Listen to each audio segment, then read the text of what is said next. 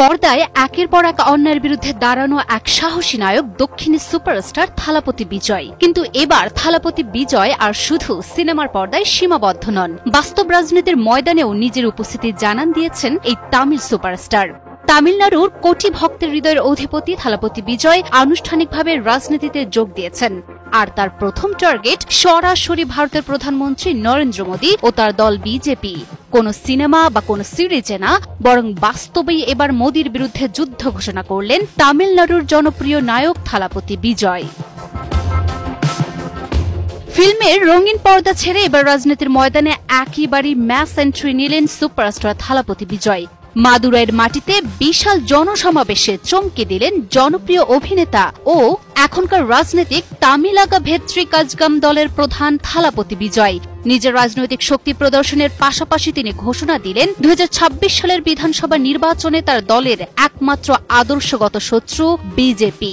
আর এই ঘোষণার সঙ্গে সঙ্গেই যেন পাল্টে গেল রাজ্যের রাজনৈতিক সমীকরণ। একই সঙ্গে ক্ষমতাসীন দল ডিএমকে ও বিজেপির বিরুদ্ধে যুদ্ধ ঘোষণা করেছেন তিনি।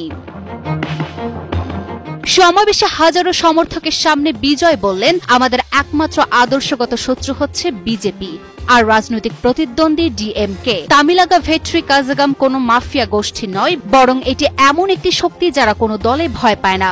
আজ আমরা ফ্যাসিবাদী বিজেপি ও বিষাক্ত ডিএমকে এর বিরুদ্ধে যুদ্ধ ঘোষণা করছি।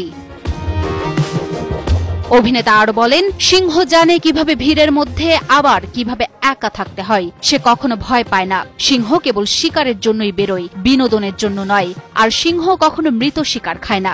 এদিন প্রধানমন্ত্রী নরেন্দ্র মোদীকে সরাসরি চ্যালেঞ্জ ছুড়ে দিয়ে বলেন, এনইইটি বাতিল করুন। পারবেন কি নরেন্দ্র মোদী?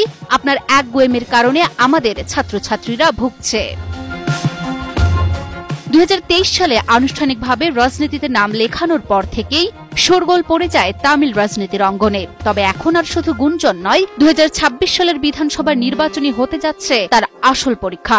ডিএমকে বনাম এআইএডিএমকে এই দুই দল যখন পালাক্রমে শাসন করে আসছে তামিলনাড়ুকে, তখন বিজয় চ্যালেঞ্জ ছুড়ে দিয়েছেন এই দুই জায়ান্টকেই। রাজনৈতিক বিশ্লেষকদের মতে বিজয় বর্তমানে তামিল রাজনীতিতে একটি তৃতীয় শক্তি গড়ে তোলার চেষ্টা করছেন।